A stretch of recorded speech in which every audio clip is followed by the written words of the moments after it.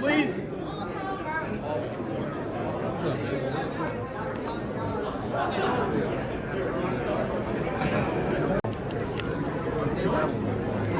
Thank you, sir. Thank you, Paul. Thank you.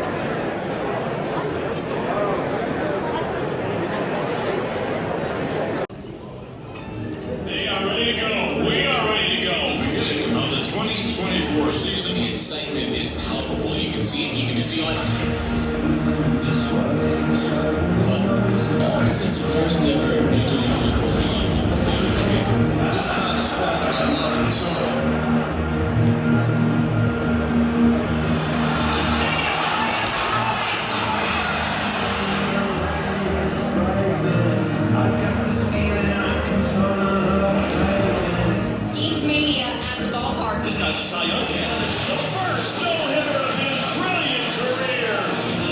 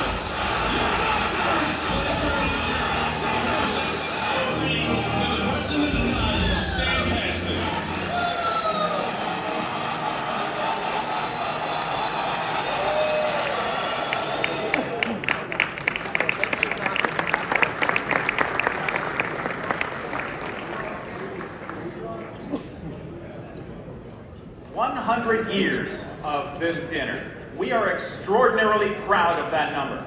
Babe Ruth attended this dinner along with scores of MVPs, Cy Young Award winners, World Series champions, and look to my left and to my right, we have another incredible lineup tonight.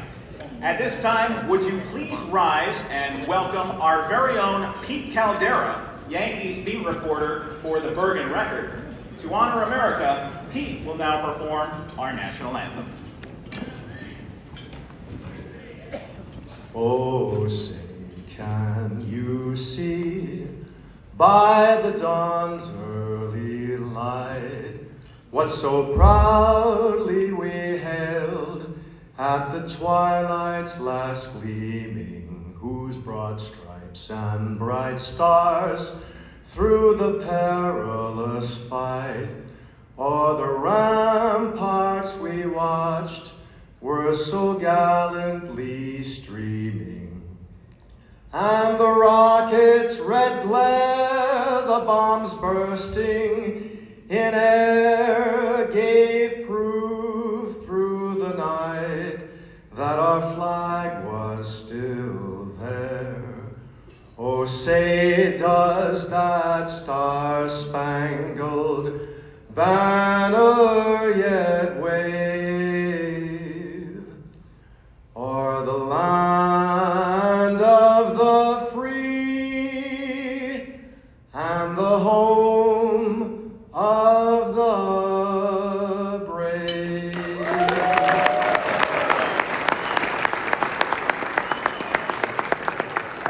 Thank you very much, Pete. And with that, it's time to play ball. Let's say hello once more to the best and brightest in the baseball universe as we turn the ceremonies over to our host, Chapter Chairman Tim Healy.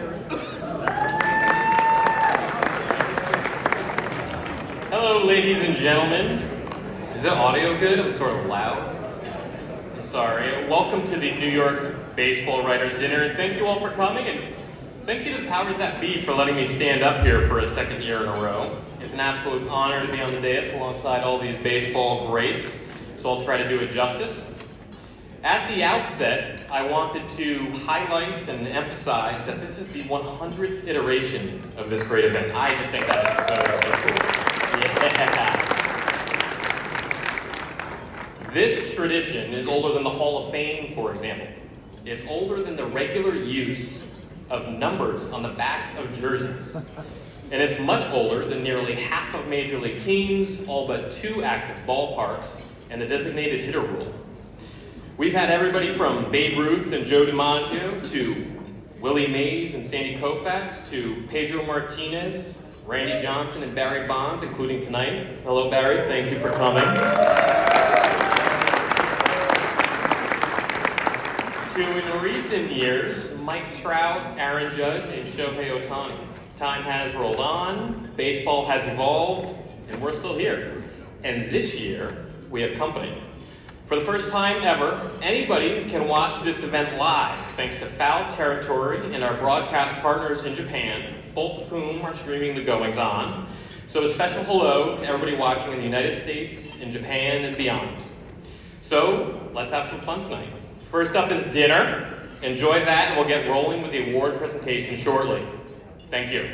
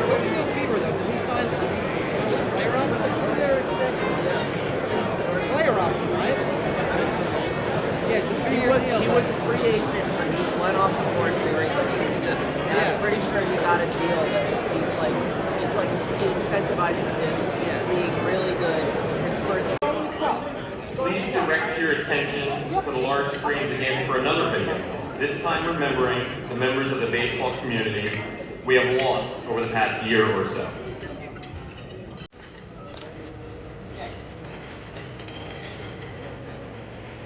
My job was to build a bridge and communicate the things we have in common.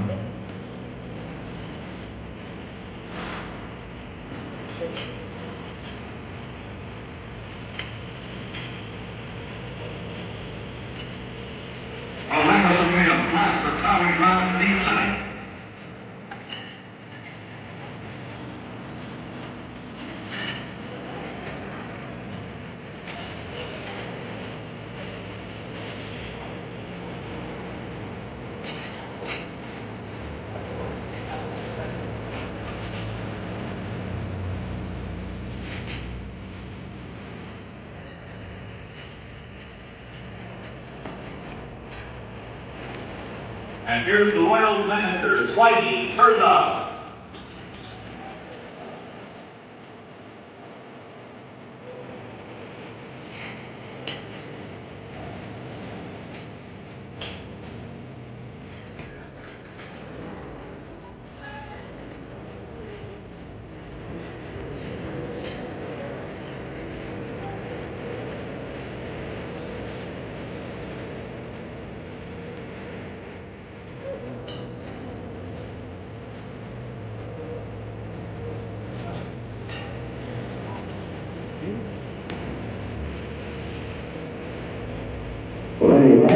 Proved to be one of the best.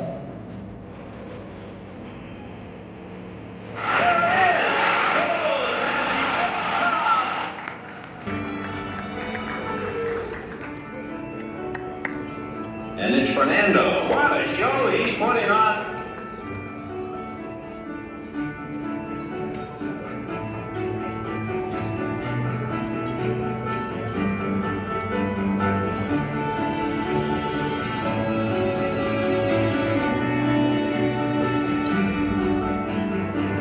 Continues to be recognized as one of the best defensive catchers. One of the most beloved Mets of all time, Buddy Harrelson. Rainbow with a World Series home run that puts the Mets out in front. I takes you on a journey. He gives you the game, but at the same time, he wants you back.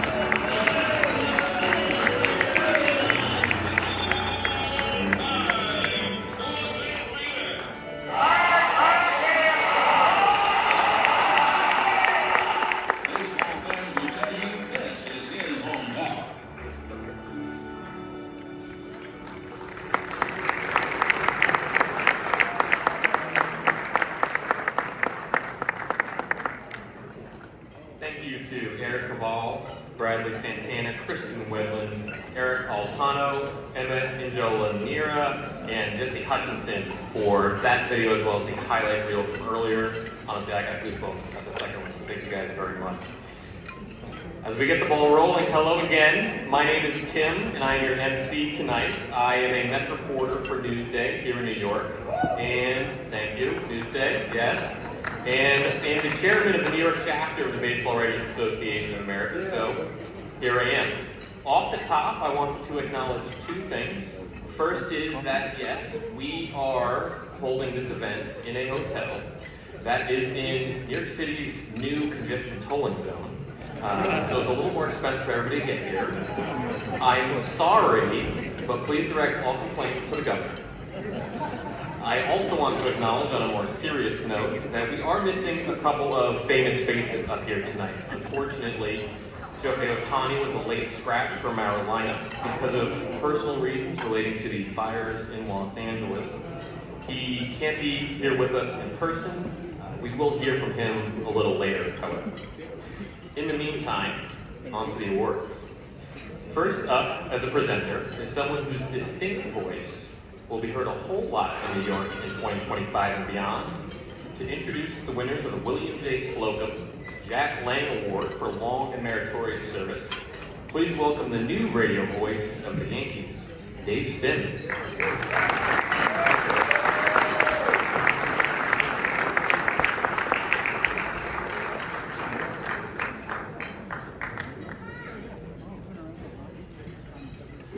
Hi, everybody. Pleasure to be here. Thank you. Thank you very much. This is a great honor for me to be a presenter this evening. Two people I've known for a very long time and who are very dear friends. And they have put together a run of some great times with the Yankees, championship years, years that maybe just missed. And to bring them up here means a great deal for me in front of you on the 100th anniversary of this great event. Susan Waldman and John Sterling, you are our award winner tonight. Congratulations from the bottom of my heart and the hearts of everybody who's a baseball fan in New York City.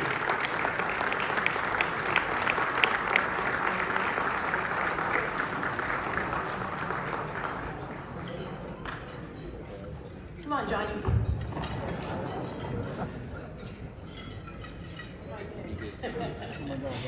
Just to show you how far we've come as an industry, Jack Lang, the late Jack Lang, 35 years ago, almost to the day, got a policeman and had me physically removed from the dais room.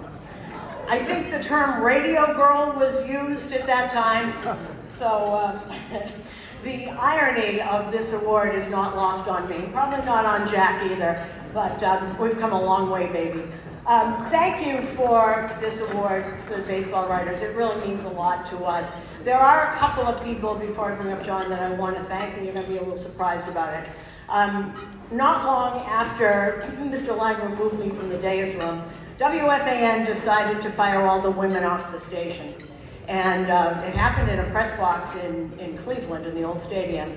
And unbeknownst to me, the Hall of Fame writer for the Daily News, Bill Madden, picked up the phone and called his friend, Bob Raceman, who is the television and radio critic. And if anybody tells Bob Raceman that I'm thanking him, I'm going to deny it. So it's just between us.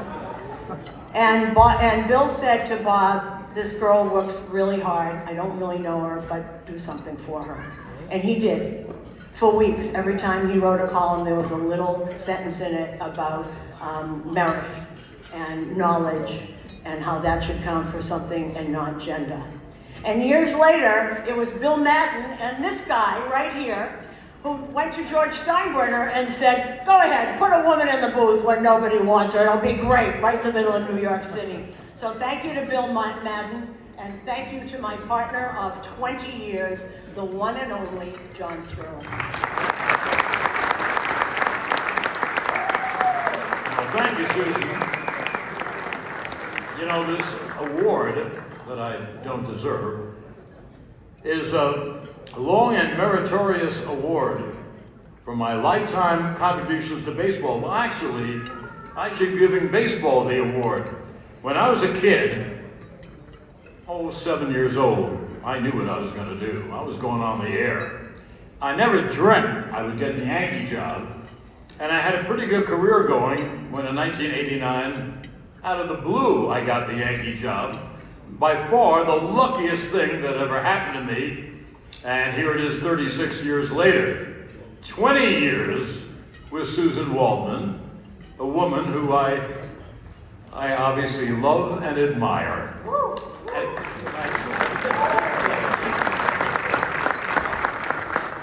Here's another date, February 1st, 1960. Whoa.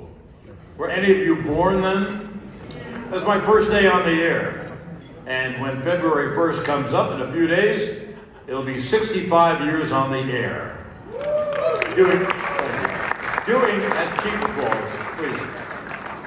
Doing something that I've wanted to do all my life. How lucky am I? Thank you, baseball, for the award. Thank you, everyone, for being here. And God bless you all.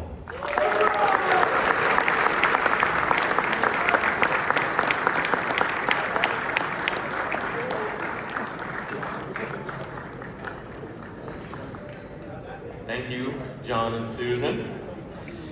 Throughout the evening, I'll be pointing out and shouting out various luminaries from the baseball community and others in the crowd. First up, at table 33, we have Mo Resner and his guests. It must be them over there. Mo is at this dinner for an unbelievable 55th time, which is absolutely impressive commitment, so thank you, Mo, for coming once again. I'd also like to say hello to Dr. Jeff Silber, along with the doctors, parents, and others who once again have brought a group of very special children to this event on that end of the room. They're at tables 24, 25, and 48. Thank you all for being here. I hope you're enjoying the evening. And it's his birthday! Happy birthday!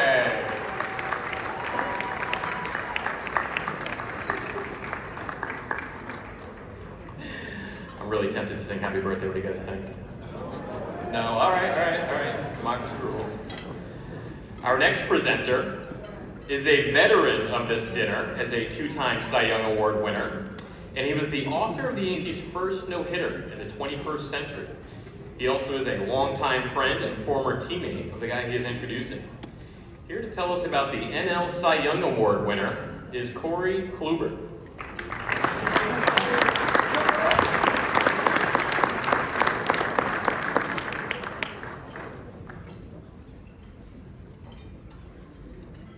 First time I saw Chris Sale pitch, it was pre-draft coverage in 2010, and it was a tall, crazy skinny kid my agents have been raving about from Florida Gulf Coast. He got drafted by the White Sox that year with the 13th pick of the 2010 draft, and after all of 11 minor league appearances, the White Sox called him to the big leagues.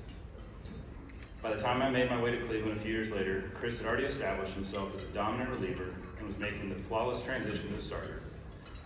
I competed against him for 11 seasons, 5 of those in the same division, and had a front row seat to numerous masterful games. Over the course of those 11 seasons, Chris had such accomplishments as a 7-time All-Star, he was chosen to start 3 All-Star games, won a World Series, and he secured the final 3 outs of that championship for Boston out of the bullpen after working as a starter all year. Anyone who pays attention to baseball knows how great of a pitcher Chris was during that time. The thing I came to admire the most about Chris was the tenacity he pitched with, the intent in every pitch, and the competitiveness each time he took the mound. In 2023, I had the opportunity to be teammates with Chris, and neither of us were on the field as much as we would have liked that year, but in the same way I watched him pitch all those years, I watched the way he approached his rehab with the exact same attitude and conviction. It's not an easy thing for a player to be hurt, especially for a long period of time. I think everybody who goes through some dark moments. But the mentality that I witnessed from Chris during those summer mornings with Fenway or BC when the team was on the road, it made it no surprise what he did in 2024. For the first time in 5 years, Chris made it through an entire season healthy, and in doing so, he was named the National League Comeback Player of the Year. He won his first Gold Glove. He became the first Braves pitcher to win the Triple Crown, and to top it off for the first time, the 2024 National League Cy Young Award winner, Chris Sale.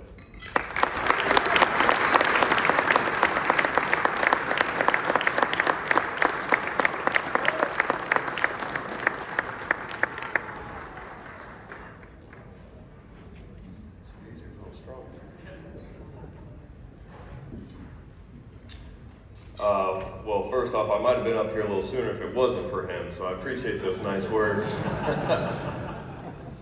First off, I'd like to start by thanking the baseball writers for hosting this event, thanking Major League Baseball and everybody in attendance. I'd like to thank my teammates, staff. We got Snit, Cranny, Eric over there, Franco. We got, just wouldn't be here without you guys, wouldn't be here without my teammates. I rely a lot on my guys behind me and my catchers and game planning and all that. So again, I just would not be here without them. To get to the people I have at my table, I'm going to do my best to get through this. As you guys know, the last few years haven't been the easiest for me, and that's what makes this moment so much sweeter. And this is what I appreciate the most, is being able to share this moment with my friends and my family. Starting from the top, we'll go with my agents, Hank, Al, Andrew, and Bbwaa. Bbwaa's not here, but they've been there from the jump, and they were there. They had my back the whole time. A few of those years, not too many phone calls across, but those names were always there, and they always had my back, and they were there for the tough ones. Dave Tillett, thank you. Taking some tall, skinny punk kid from Lakeland, Florida, giving him a chance to go play college baseball. I appreciate that.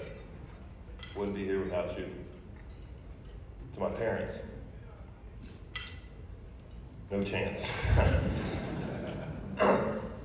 All those times in the backyard, Dad, can't replicate it. I'll never forget those moments. And I just hope that I can be half the father you were to my 3 sons. Also gave me a little bit of that a-hole too, so I appreciate that.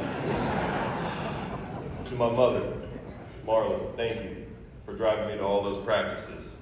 She drove me up to Wisconsin for a summer league just to turn right back around and drive back down to Florida. And she's the one that made me tough. We had a rule in my house. We come crying to Mom, there better be blood or bones showing, and if there wasn't, keep it moving. It actually helped me over the last few years. To my beautiful wife, Brienne, thank you. The rock I needed through those tough times. She was there since before the beginning. We met in college. It's been a long ride, and she was there for all of it. There were some tough days I needed some support. I needed someone to prop me up and keep me going, and she was the one. So thank you. To my oldest son, Rylan, and to my 2 sons that aren't here, thank you for making me the man that I am today, a real man, putting my priorities, checking those at the door, and doing things for other people that were more important than for myself. So thank you guys. Lastly, I want to leave you with this. To the kids, to anybody with goals or with dreams in this room, never give up. You can be at the lowest point you've ever been. When you're at the bottom of that mountain, fake it like you're not. Don't let them see you down. Keep fighting. When you get to the top of that mountain, understand, the work starts right then and there. It's harder to stay at the top of the mountain than it is to get to the top of the mountain. Never give in, never back down. Keep fighting. Thank you.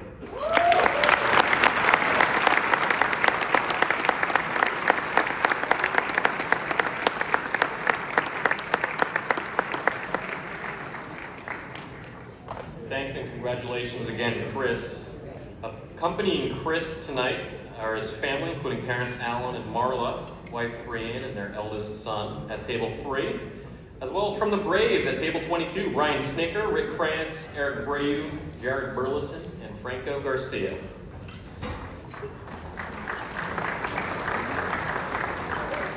To introduce the AL Manager of the Year, we've enlisted the help of the man who, without hyperbole, knows better than anyone else how the winner pulled that off in his first year on the job.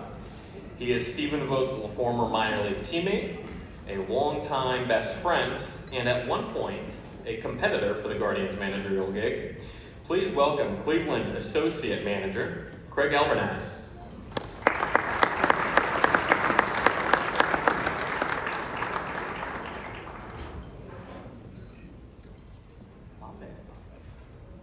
I was a little nervous that I was going to be too short for this podium, so luckily we're good now.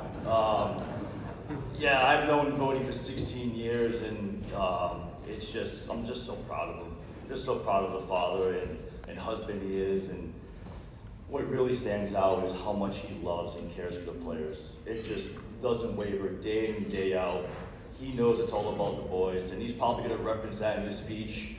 How the boys go out and play, which is true, but the way he allows them to go out and succeed and puts them in the best chances to succeed is unmatched. He's also probably going to talk about how it's an organizational award, which is very true. There's a lot of people that have a thumbprint on the team's success and also his success, but the way he's navigated so many conversations. Have you been in the dugout before as a coach? Just checking. No, he has not. He's never done that before. So for him to do that year one, navigate all those conversations, front office, connecting everybody, it was incredible. And I have a feeling this is not going to be his only Manager of the Year award. So it's my honor to call up my good buddy and friend, Stephen Vogt.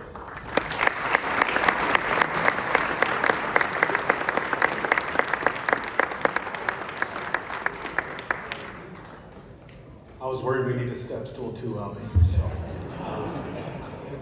it's really cool getting to work with one of your best friends. It's not something you always get to do, but having the guy that you run every decision by during the game, before the game, after the game, getting to do that with one of your best friends is something that I'll truly cherish until he's managing here in the very near future. So, love you, Dad. Yeah. First of all, thank you to the writers for voting for me and giving me this awesome honor. It is an organizational award. You stole half of my speech, but this really is a testament to the front office, ownership, player development, our coaching staff, and most importantly, our players. We wouldn't be up here as a coach. If anything, it's all about what the boys do out on the field. And when you pour into them every single day and allow them to go be themselves, this is a byproduct of that. None of us in this room that work in baseball would have a job if it wasn't for the players. It is about them. It will never not be about them, and we serve them every single day.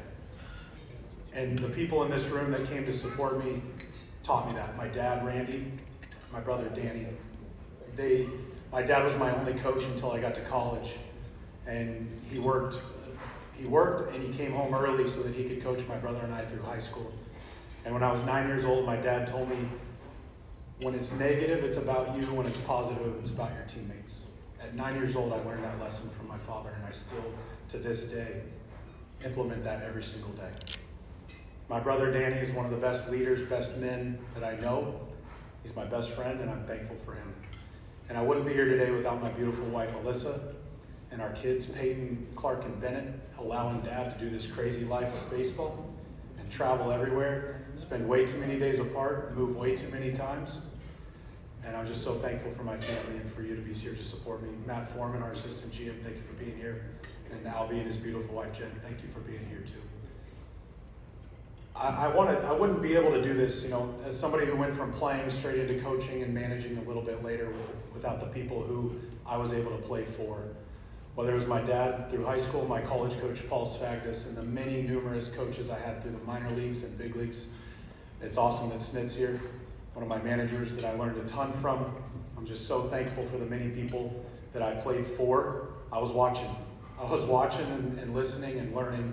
I asked way too many questions as a player, but I wanted to be prepared because I knew I was going to do this one day. And one of my teammates, Sean Mania, was able to catch his debut, which was one of my favorite moments. Again, it comes back to the players. That's why we're here. I'm super thankful, I'm gracious, I'm honored to be here as the Manager of the Year. I love competing against every single one of you. AJ, love it. Shelty, all the managers that are here. But I just couldn't be more thankful and grateful, and hope you guys have a great rest of your night.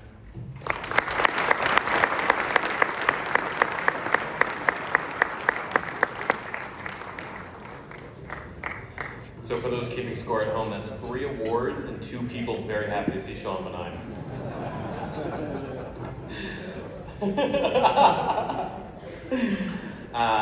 Thanks and congrats, Stephen. With cheering on Stephen tonight from table 18A are the other votes: Alyssa, Danny, Randy.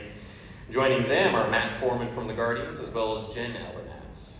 Great being here with the baseball community, to catch up with people, familiar faces is always fun. And congratulations to everyone on the dais on their awards tonight. It's a tremendous honor, and it's an honor for me to be able to present Luis with this award. Luis showed up to spring training this year, really coming off of some injuries with Tommy John surgery. He was able to come back and pitch in September of 23 in the minor leagues, and that gave him a little bit of a jump start into 2024. Well, he comes to spring training ready to roll, and I'll tell you how smart I am, he's in the first cuts. Send him over to minor league camp. I'm thinking I want him to get off to a good start. I want him to get into rhythm. I want him to just get into his routine, knowing that he could really factor in for us at some point. Well, early on in camp, Garrett Cole, our reigning Cy Young Award winner, goes down. We know we're going to be out without him for a couple months. Really opened up an opportunity. At that point, I didn't even necessarily consider that it was going to be Louis out of the gate. Well, he had different ideas. I remember it was a split squad game, probably the first road split squad that I've gone to as manager. I happened to go to Clearwater, and we brought Louis.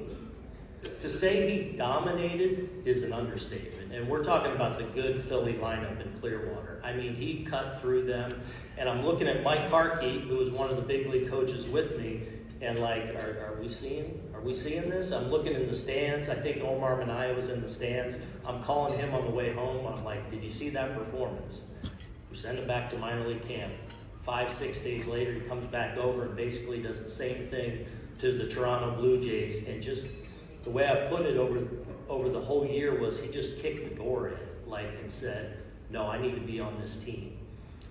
2 months into the season, he's pitching like the best pitcher in the league, and a big reason why we would go on to win the division was the consistency of our starting rotation, especially in that first half of the year, and he really anchored that. And as a lot of these guys will attest, you know, Major League Baseball, these guys have all had massive success and have won awards, but there's always adversity that comes with it. And Louis faced his share of adversity this year, powered through it, learned from it, grew from it, met every challenge. And I'm so excited to see what he's going to do for an encore and to see what he's going to do the rest of his career. But what a phenomenal rookie season by a great young man and with a very bright future. And I'm so honored to give this American League Rookie of the Year award to Luis Gil.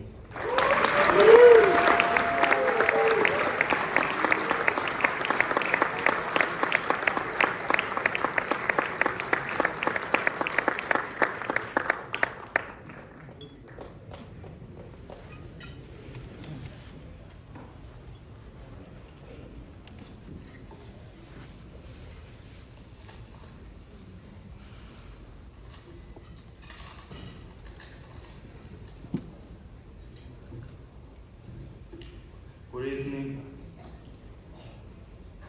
Quiero agradecer antes que nada a Dios por darme la oportunidad de estar aquí esta noche. Es un honor para mí estar compartiendo este momento con toda esta estrella y leyenda de béisbol. First of all, I want to thank God for giving me the opportunity to be here tonight. It is an honor for me to share this moment with all these stars and legends of baseball. Quiero agradecer también a la Bbwaa por reconocer mi trabajo y mi temporada votando por mí para que esté hoy aquí recibiendo este premio. I also want to thank the Bbwaa for recognizing my work, my season, by voting for me to be here today receiving this award. Quiero agradecer a la organización de los Yankees, incluyendo a Aaron Boone, Mark Blake, el resto del staff, el coach, el personal, mis compañeros, la gerencia de todo el equipo que me ayudaron, todos los que me ayudaron cada 5 días a dar el 100% de mí. I want to thank the Yankees organization as well, including Aaron Boone, Matt Blake, the rest of the coaches, the staff, my teammates, front office, and everyone who helped me go out there every 5 days and give 100% of myself. Quiero también agradecer a los fanáticos de los Yankees que tanto me apoyaron. I also want to thank the Yankee fans for the incredible support. Y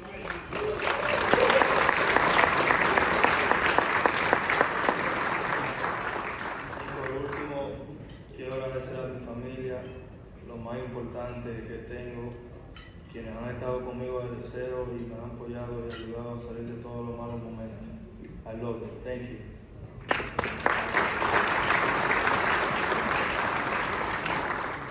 And finally, I want to thank my family, the most important thing in my life.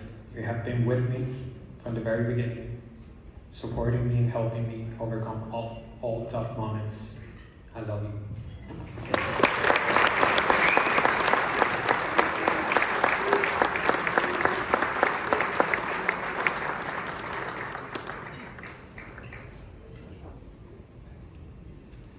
Thank you, Luis.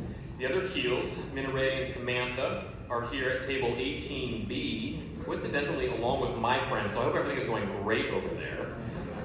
Meanwhile, at table 16, we have from the Yankees Jennifer Steinbrenner-Swindle, Haley Steinbrenner-Swindle, Michael Margolis, Caitlin Brennan, John Wutensky, and John Schwartz.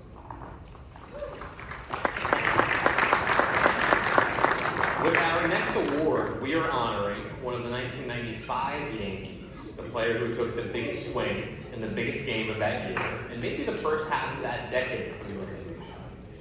For a presenter, we are bringing up somebody who was there for that and so many other moments in that prelude of the season.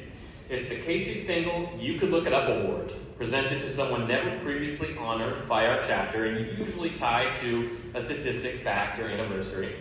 To tell you about this year's winner, please welcome longtime New York Post baseball columnist, Joel Sherman.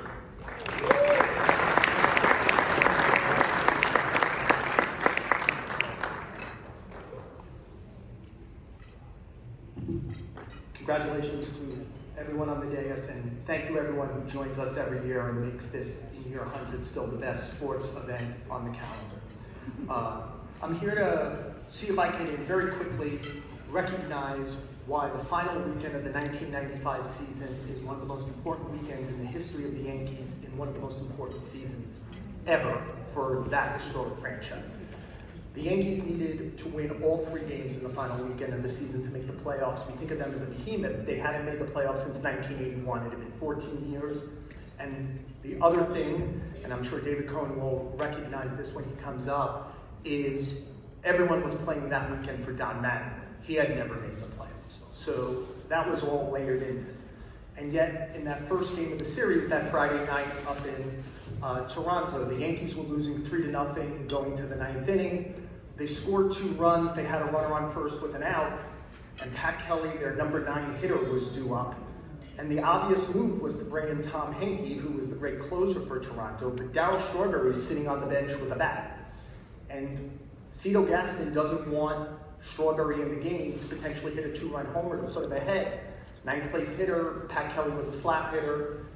Let's go with that. And Pat Kelly, in a lot of ways, 9th hitter, middle infielder, known for his defense, was a lot like a Bucky Dent moment. He had a very high fly ball to left field that just kept carrying and carrying. The Yankees won the game 4-3 off of that homer. They won the next 2 days, 6-1, 6-1. And so why is this such an important weekend? The Yankees make the playoffs, obviously.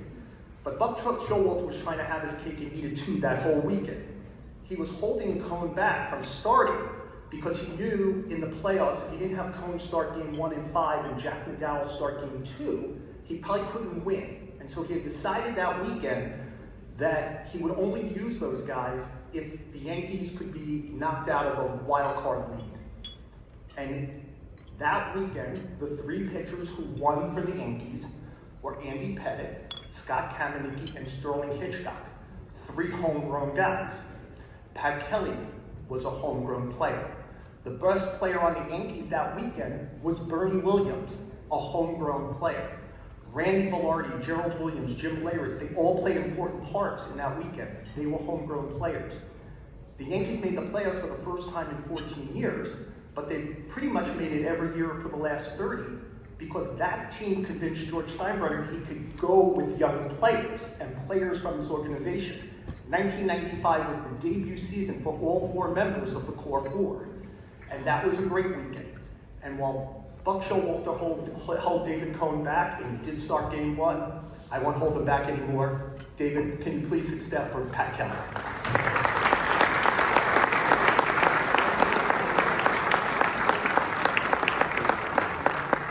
30 years ago.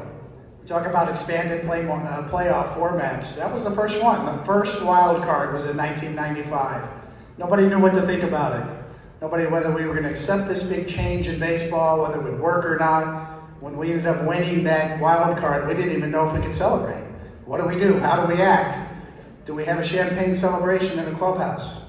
It was so new. Everything was breaking new ground, but the one thing that wasn't was when Pat Kelly hit that home run.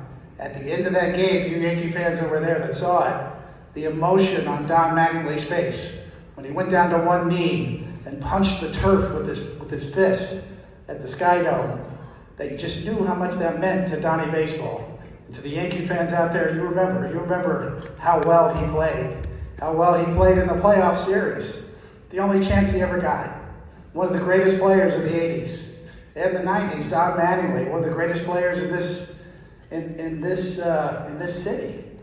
got a chance to play one playoff round and loved it. Exactly. And he excelled. And when we lost that series, one of the greatest series I think you'll ever see, because Pat Kelly hit that home run to put us into the playoffs. The Mariners knocked us out. Ken Griffey Jr. racing around the bases in Game 5 in Seattle. Donnie Baseball on that flight home came up to Jack McDowell and me, put his arms around us on the plane and thanked us, graciously thanked us for playing the part and getting into the postseason, because that's the only postseason that he ever had in his great career. So Pat Kelly's a big part of that. He couldn't be here tonight. I accept the award on his behalf. And Donnie Baseball got a chance to play in the playoffs because of that home run.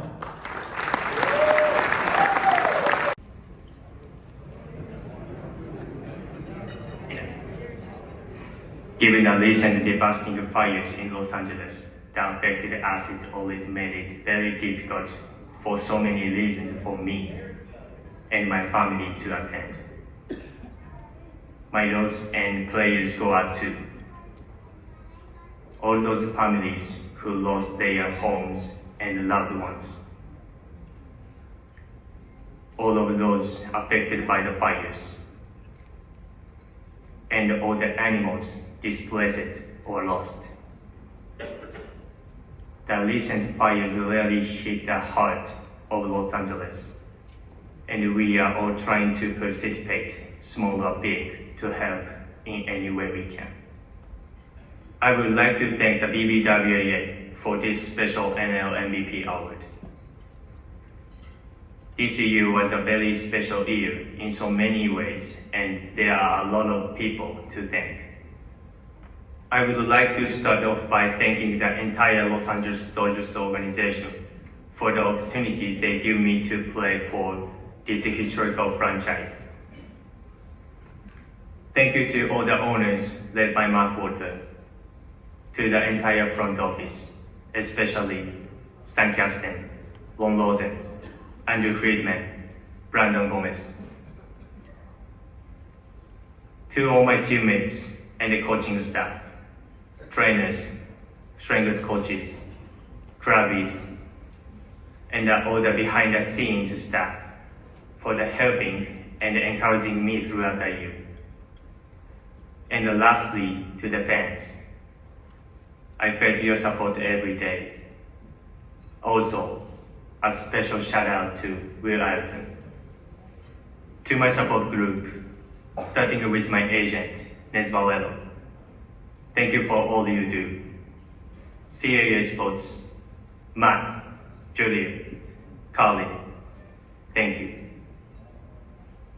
To my beautiful wife, thank you for always being there for me, and to my family and friends for their support. Lastly, I wanted to dedicate this award to the entire city of Los Angeles. To all the first responders, firefighters, and to all of the fire departments for their heroic efforts to combat these fires in Los Angeles. Stay strong and united. We will get through this. Thank you.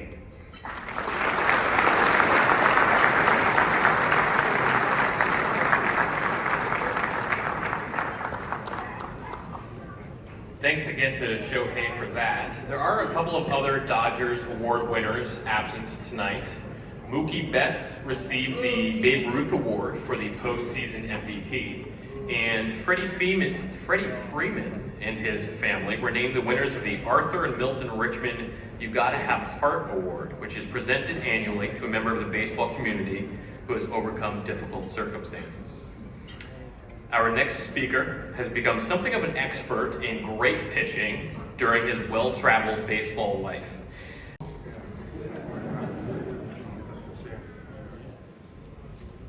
I want to start my speech off by saying what an honor it is to share the stage with the caliber of players up here tonight. I'm glad you guys are here right now and not in the box or the mound opposite of me. I want to thank the baseball writers for selecting me for such a prestigious award. This is a very special moment when you look back at my career. I had one Division I offer to play college baseball, Tommy John surgery as a sophomore, and I didn't think professional baseball was going to be in my cards. I've had a lot of people around me in my life support me and push me to be the best version of myself. That starts with my wife, Jessica. I didn't want to get emotional, but here I go. She's been my absolute rock throughout everything, high school, college, minor leagues, and other arm surgery once I got to the big leagues. So thank you. You also brought the best thing that's ever happened to me in my life in our son, Kason. And I'm excited to welcome another one in the near future.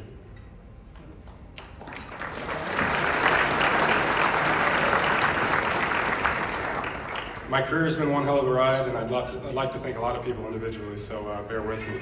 That starts with the Tigers organization for taking a chance on me in the 9th round.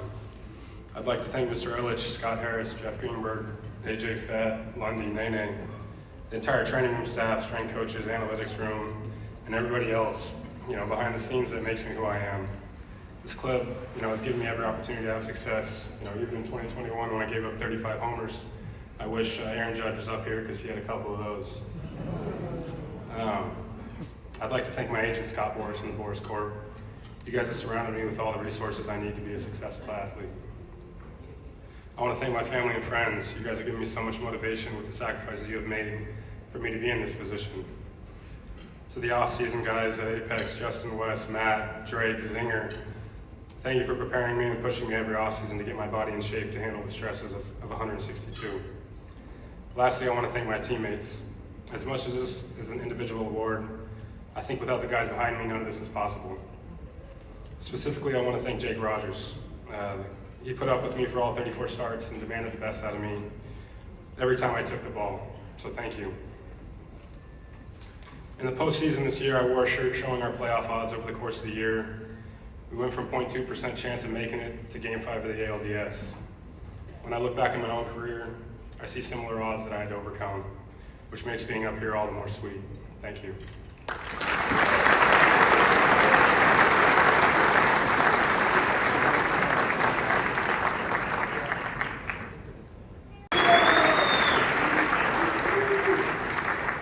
And that is really just the start of what should be another heck of a year for the Hall of Fame. We are thankful to be joined now by someone who is wrapping up what is probably a top 2 busiest work week of the year for him, so we're very grateful for his presence tonight. Please welcome the president of the National Baseball Hall of Fame and Museum, Josh Rawitch.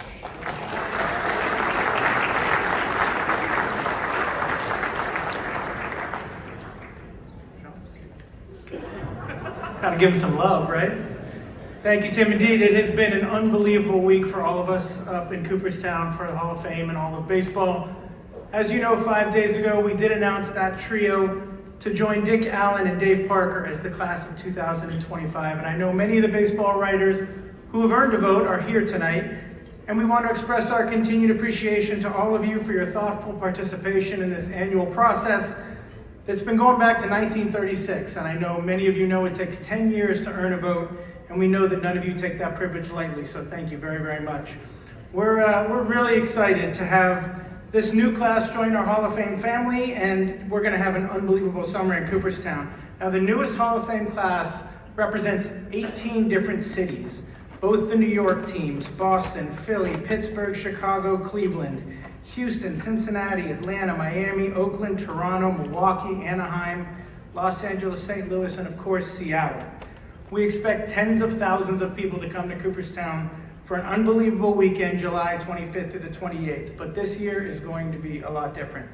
That's because we elected the very first Japanese-born Hall of Famer to the Hall of Fame. Now, during Hall of Fame weekend, we'll give a round of applause, thank you.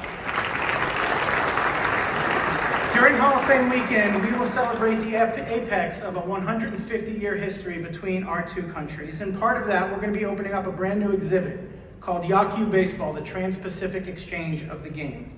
Thank you so much to Guggenheim and to Peter O'Malley, several others for their support. We're going to be telling the story of the history of baseball between these two countries, going back to the 1870s when an American professor named Horace Wilson came from Maine to Japan to teach the game of baseball that's become two different countries' national pastimes. decades to follow. We had college teams coming from Japan to the US and US teams going out that way with Babe Ruth and Lou Gehrig, the teams, the Dodgers and Giants in the 50s.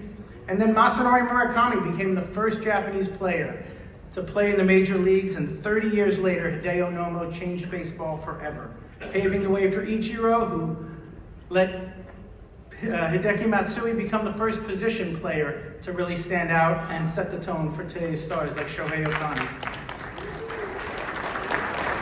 All of these stories will be told in Yaku Baseball, and whether you've made it up to Cooperstown 10 times before or never been there, I can assure you that this summer is the absolute perfect time to come and visit our picturesque village. And if you think it's too hard to get to Cooperstown, which I've heard several people tell me that tonight, I want you to consider this. Ichiro Suzuki has been there 8 times, including this week with CeCe and Billy. He used to come regularly while he was an active player. During the middle of the offseason, he would show up because his deep respect and admiration for the game's history. He wanted to touch the history he was chasing, and he wanted to feel the energy of players like George Sisler and hold his bat after he broke his record.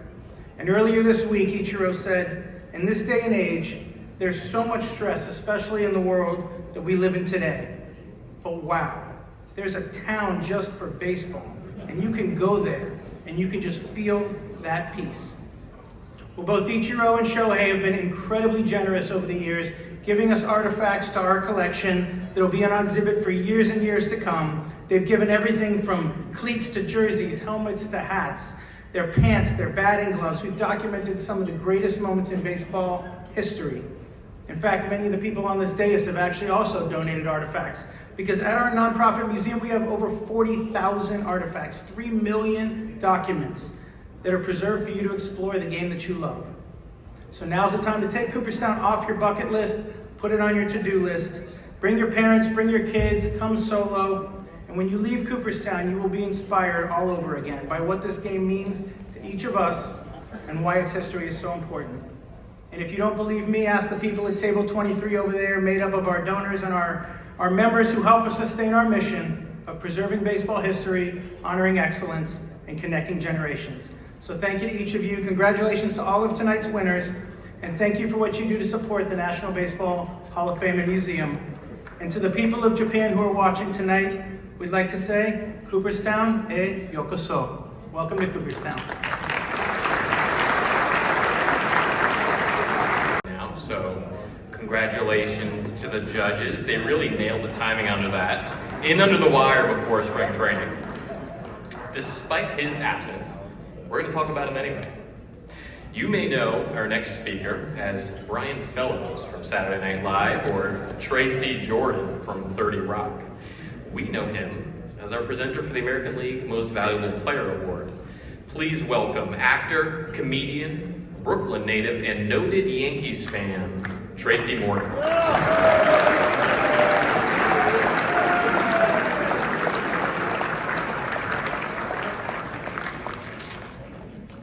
Aaron couldn't be here tonight because the Lord is blessing him and his wife. Hopefully they will be blessed tomorrow or today. We don't know. But as a lifelong New Yorker and a diehard Yankee fan, it is a pleasure for me to be here this evening. A pleasure. I grew up 2 blocks from the house that Babe Ruth built. Right on Anderson Avenue on 163rd Street. One of my first jobs was selling souvenirs, and eventually I worked my way up to scalping tickets. Okay? In my community, I grew up in Yankee Stadium, meant more than baseball. It was an economic staple that many people relied upon back then and still do to this day. Players like Aaron Judge make that possible. I love working at Yankee Stadium. I thought that being around players like Mickey Rivers, Ron Guidry, and Dave Winfield, that life would not get better than this. Then I became a TV star and movie star, and it got better, way better. Because of show business, I met most of my childhood Yankee heroes. And I even became friends with them. Today, I get to introduce one of my Yankee friends with whom I do Knick games with, and who the Yankees are going to win a chip this year. Trust me. I called the government. Trust me.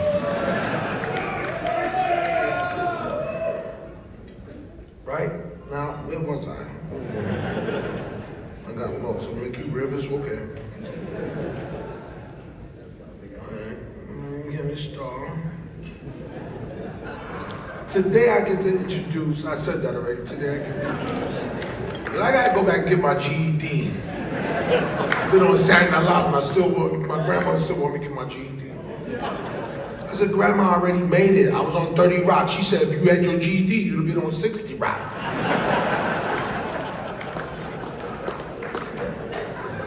Aaron Judge was drafted in 2013 by the Yankees.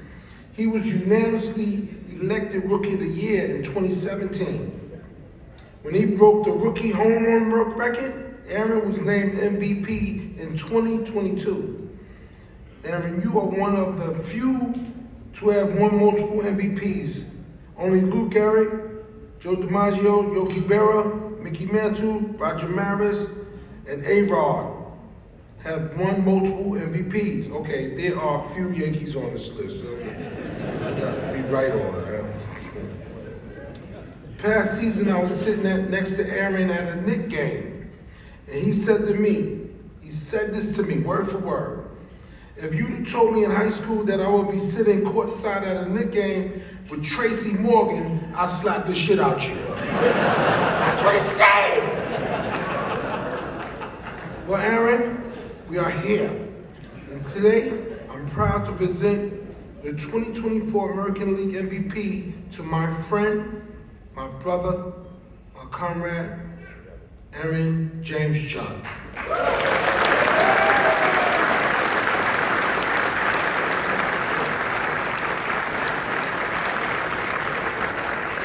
Good evening, everybody. I'm truly humbled to be accepting the 2024 AL MVP Award. I want to start by apologizing for missing the award dinner this evening. However, my wife Samantha and I are expecting our first child any day, and unfortunately could not make it. With that being said, I'm grateful of the understanding and support of the Baseball Writers Association and all of you attending tonight. I want to thank God for surrounding me with amazing people who have supported me every step of the way. To my coaches, teammates, trainers, and the entire Yankees organization, I'm honored to share this award with each and every one of you. Your support, encouragement, and hard work have meant the world to me. Through spring training, 162-game season, and postseason, we've experienced incredible highs and lows together, and I'm honored that I was able to be surrounded by all of you in the process. To my family, I love you all so much. You continue to motivate and push me to be my best day in and day out. And to the fans, your energy and passion fuel me every day. Your support drives me to be the best version of myself, and it's a privilege to be representing the greatest city in the world. I'd also like to congratulate all the other incredible individuals being recognized tonight. You guys make this game look too easy. Thank you again to the Baseball Writers Association for this incredible honor. I'm truly grateful and will cherish this moment forever.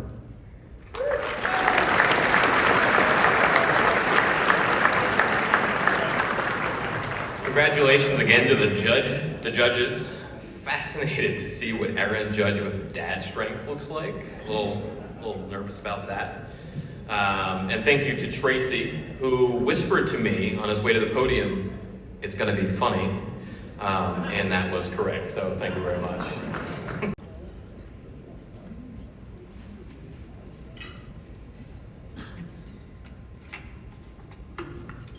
Thank you, Mr. Nutting.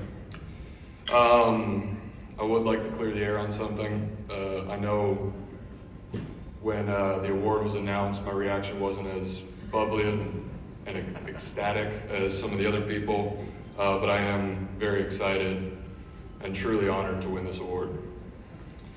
I want to start by saying thank you to all the writers who voted and organized this wonderful dinner. I'm honored to have won this award, and I recognize that it would not have been possible if you all had not voted for me. It is my goal and intention to make the voting very easy for you in the coming years. I want to thank God for giving me health and the ability to pursue what I love at a very high level. He has blessed me by putting so many great people in my life who have made me a better person and baseball player. I recognize that this Rookie of the Year award would not have occurred without the circle of people that I surround myself with. This award is as much a recognition of them as it is for me. I've had the privilege of sitting next to Tracy Morgan tonight, who has told me multiple times that he doesn't have any friends, he only has family. So I would like to thank my family, my big family. I'll start with my mom and dad. Thank you for supporting me physically, mentally, and emotionally throughout my entire career, my entire life. You have steered me and guided me at every stage, and I'm forever grateful for that. Lori and Kristen, thank you for supporting me. I know that you have given up countless weekends and vacations to travel all over and watch me play throughout the years. Liv, thank you for keeping my head screwed on straight. It's been a busy couple years and you have helped me navigate everything from Baton Rouge to New York City. I can't wait for what's to come. Matt, Michael, and the rest of the team at ISE, thank you for supporting me on and off the field and making my life easier. You have been here since the beginning and I'm extremely thankful. All of my coaches from El Toro, Air Force, and LSU, thank you for helping me develop and putting me in positions to succeed. To Mr. Nutting, Travis, Ben, Shelty, and the rest of the Pirates organization, thank you for giving me the opportunity to live out my dream and play this game at the professional level. You all have helped me make the adjustment from college to the big leagues, and I'm grateful for the support you have all given. We're here today celebrating the ROI. I plan to be here next year celebrating the MOI with the guys in the stands right now. Yaz, Joey, and Cookie, thank you for catching me and guiding me this past year. I can't express how much I benefited from your mentorship. I would not be here right now if you guys weren't calling my games and catching my pitches. Wes, Derek, Oscar, and all the other pitching coaches that have guided me, thank you. It's been an interesting journey from catching in high school to pitching in the show, and you guys have made that possible. To all my teammates at all levels, you have pushed me and taught me so much about this game and about life. My roommate from the Air Force Academy for 2 years is going to be a combat rescue officer, so that's who I was surrounding myself with from the very beginning, and that's the quality of people that are around me now still. So thank you all.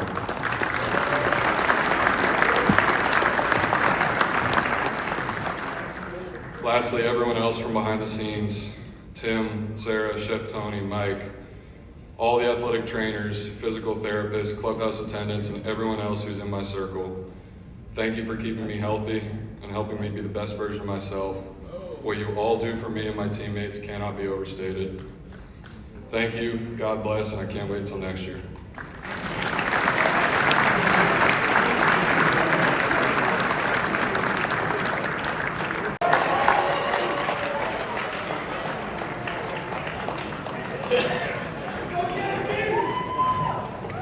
Grimace, do you want to say a few words?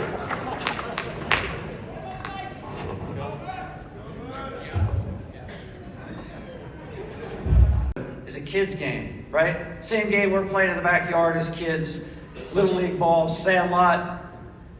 We try to keep that in our mind because we like to think, if we ever had that chance, we would play the game for fun with a smile on our face. That's why we're honoring the New York Mets. They reminded us how fun baseball can be. We won't remember, I don't think, they went all the way and played for the National League pennant. But I think we will remember that they played this game with so much fun and brought so much joy to a baseball fan, whether you're a Mets fan or not. So I think we should all raise a glass or a milkshake. The toast of the town, the 2024 New York Mets. Come on up, Carlos Mendoza, Shramanaya.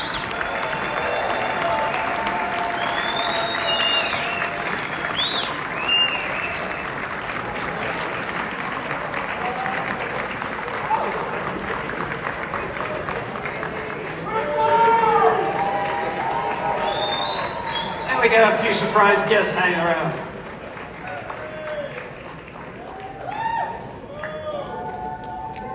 Thank you. I'm not going to steal the show here because this is all about the players. Thanks for coming up. We had an amazing day today where we spent a ton of hours with our amazing fans at Citi Field, and thank you for these three guys that just show up here. Obviously, me and Sean's been here the whole night, but we had a team event at the Knicks game too, so thank you for coming up and receiving this amazing award. Look, I'm just proud of the whole group because we faced so much adversity, especially at the beginning of the year. The first couple of months, as everyone knows, it wasn't easy for us, but they stayed together. They held each other accountable. They keep having fun, and they continue to push each other. So for us to get to where we got, in Game 6 of the NLS, it was amazing. I'm just proud of the whole group. I'm still in the show here. I'm just going to turn it over to Brandon Nemo. Just congratulations.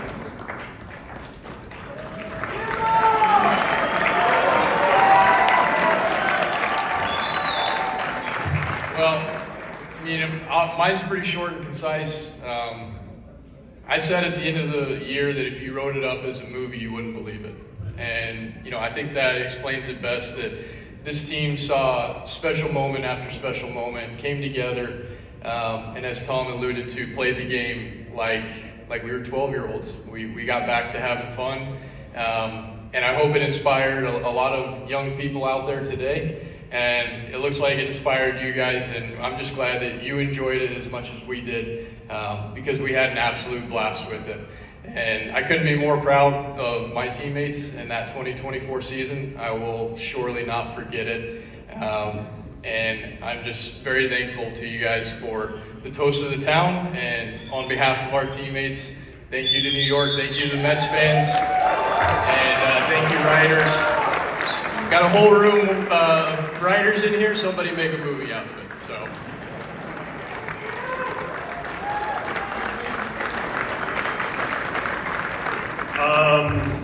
Yeah, so much stuff has been said about the 2024 Mets, but I think my favorite part was having a concert on the field after a win. I don't think that's on anyone's bingo card as a baseball player, but I can say that that was by far the craziest thing I've ever done, and I don't know, 2025, hopefully we can do some more cool things. So thank you for the award. It was awesome.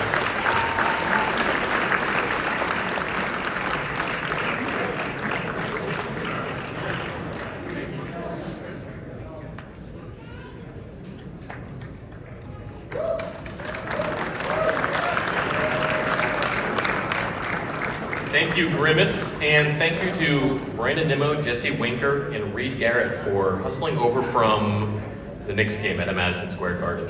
So, the two biggest things going on in New York City tonight.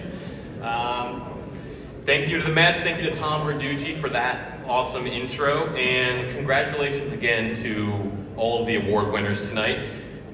That's all, folks. On behalf of the Baseball Writers Association of America, thank you for attending our 100th New York chapter dinner.